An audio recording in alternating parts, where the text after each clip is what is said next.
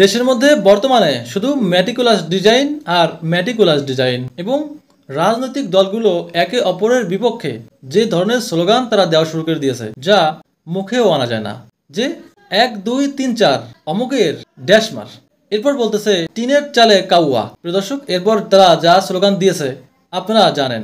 এগুলো মেয়েরা, ছেলেরা, এমনকি ইসলামপন্থী লোকেরাও দাড়ি, টুপি, পাঞ্জাবি পরে এ ধরনের শব্দ চয়ন তারা করেছে। আর সেগুলো আবার আমাদের দেশের সাংবাদিকরা তারা ক্যামেরায় বন্দি করেছে, সেগুলো আবার সারা দেশে তারা লাইভও করেছে। কতটা অসুস্থ মস্তিষ্কে পরিণত হয়ে গিয়েছি আমরা।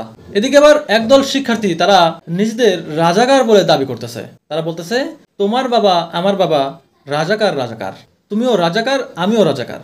মানে তারা পরিবার সহ সবাই রাজাকার। তারা নিজেদের রাজাকার বলে গর্ববোধ করতেছে, উৎফুল্ল হচ্ছে, আনন্দিত হচ্ছে। তারা কি এই রাজাকার শব্দের মানে জানে? কেন রাজাকার শব্দটা আসলো, কাদেরকে রাজাকার বলা হয়, এটা কি তারা জানে? দেখেন, গত বছর জুলাই আগস্টে তারা রাজাকার রাজাকার বলেছিল নিজেদেরকে। তখন এটা ভেবেছিলাম যে হয়তোবা আবেগে রাগে তারা হয়তো এটা বলতেছে, কিন্তু আজ দেখলাম তারা ইচ্ছা করেই আয়োজন করে তারা নিজেদের রাজাকার বলতেছে এবং এই স্লোগানে এটাও অ্যাড করেছে যে তোমার বাবা আমার বাবা রাজাকার রাজাকার। এই লাইনটা কিন্তু গত বছর শুনতে পাইনি, এটা তারা নতুন অ্যাড করেছে। কোনো সুস্থ মস্তিষ্ক এই স্লোগান দিতে পারে না। আমি জানি না সত্যিই কি তাদের বাবা রাজাকার ছিল কিনা। দেখেন, এই রাজাকার শব্দটা একটা ঘৃণিত শব্দ। এটা আপনারা জানেন যে 1971 সালে এই রাজাকারদের ভূমিকা বা এই মানুষদের ভূমিকা কি ছিল, তাদেরকে কেন এই নামটা উপাধি দেওয়া হয়েছে, কেন তাদেরকে এই নামে ডাকা হয়। দেখেন, কি বলবো, দেশের পরিস্থিতি যে এমন হবে কখনো এটা ভাবতে পারিনি। আমরা নিজেদের সভ্য জাতি মনে করি, কিন্তু আমাদের এই চিন্তা আসলেই কি সঠিক? এদিকে দেশের আইন শৃঙ্খলা বাহিনীর যে অবনতি ঘটেছে সেটা আর কি বলবো। আমাদের বর্তমান উপদেষ্টারা তারা কি কাচের চশমা পরেছে নাকি কাঠের চশমা পরেছে সেটাই এখন বোধগম্য হয় না। দর্শক, আমাদের খোদ প্রধান উপদেষ্টা তিনি বলতেছে যে বর্তমানে অপরাধ বেড়ে গিয়েছে। এই যে দাবি, এটা পুরোপুরি সত্য নয়।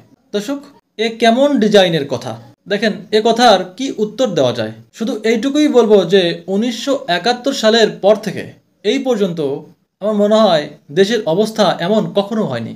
আপনারা দেখেছেন যে প্রকাশ্যে দিনের বেলায় পাথর দিয়ে সোহাগ নামের একজনকে কিভাবে তাকে দুনিয়া থেকে বিদায় করা হয়েছে। দেখেন, এ ধরনের ঘটনার কথা বললে শেষ হবে না। শুধু আজকের ঘটনাগুলো যদি তুলে ধরতে চাই তাহলেও শেষ হবে না। দর্শক, আপনারা স্ক্রিনে দেখেন, পুলিশ উদ্ধার করেছে কিন্তু জীবিত নয়, একজন ব্যবসায়ী, তাকে 2 খণ্ড অবস্থায় পাওয়া গেল। প্রিয় দর্শক, নিশ্চয়ই চাঁদার জন্য তার সঙ্গে এমনটা করা হয়েছে। এবং আজকেরই আরেকটা ঘটনা, ছোট্ট একটা শিশু, তাকে কদিন যাবৎ পাওয়া যাচ্ছিল না। এরপর তার মা বাবার কাছে ফোন আসলো, টাকা চাওয়া হলো, মোটা অঙ্কের সেই টাকা তাদেরকে দেওয়াও হলো, কিন্তু জীবিত অবস্থায় ফিরে পেল না। দেখেন, যার হারায় সেই একমাত্র বোঝে যে হারানোর কত যন্ত্রণা। এবং গাজীপুরে 5 বছরের এক কন্যা শিশু, তাকেও পাওয়া গেল বস্তার মধ্যে। এই ছোট্ট মাসুম শিশুদেরও কি শত্রু থাকে? কি অপরাধ করতে পারে সে? নিশ্চয়ই তার মা বাবা কিংবা পরিবারের অন্য কারোর সঙ্গে শত্রুতার জের ধরেই এমনটা করেছে। এ ধরনের অসংখ্য ঘটনা বর্তমানে ঘটতেছে, কিন্তু কোনোটারই সুষ্ঠু বিচার হচ্ছে না।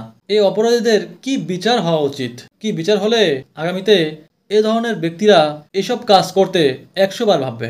কি আইন চালু করা দরকার? দর্শক, আপনারাই বলুন। এবং আমাদের উপদেষ্টাদের বলবো, দয়া করে এসবের সুষ্ঠু বিচার আপনারা করুন। তো ভিডিওটি এখানেই শেষ করছি। দর্শক, আমার কথাগুলো কি সঠিক কিনা আপনারাই বলবেন। সবাই ভালো থাকবেন, সুস্থ থাকবেন। Bye bye.